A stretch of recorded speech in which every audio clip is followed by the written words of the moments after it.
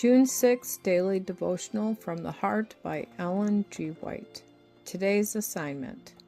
Father, I desire that they also, whom you gave me, may be with me where I am, that they may behold my glory which you have given me. John chapter 17, verse 24. Christ was infinite in wisdom, and yet he thought best to accept of Judas, although he knew what were his imperfections of character. John was not perfect. Peter denied his Lord. And yet it was of men like these that the early Christian church was organized. Jesus accepted them that they might learn of him what constitutes a perfect Christian character. The business of every Christian is to study the character of Christ. The lessons which Jesus gave his disciples do not always harmonize with their reasonings. The Redeemer of the world ever sought to carry the mind from the earthly to the heavenly. Christ constantly taught the disciples, and his sacred lessons had a molding influence upon their characters.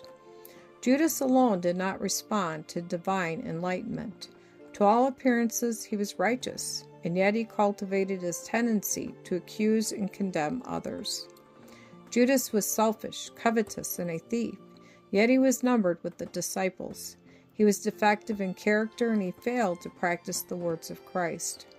He braced his soul to resist the influence of the truth, and while he practiced criticizing and condemning others, he neglected his own soul, and cherished and strengthened his natural evil traits of character until he became so hardened that he could sell his Lord for 30 pieces of silver.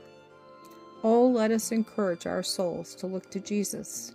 Tell everyone how dangerous it is to neglect the soul's eternal healthfulness by looking upon the diseased souls of others, by talking upon the uncomeliness of character found in those who profess the name of Christ.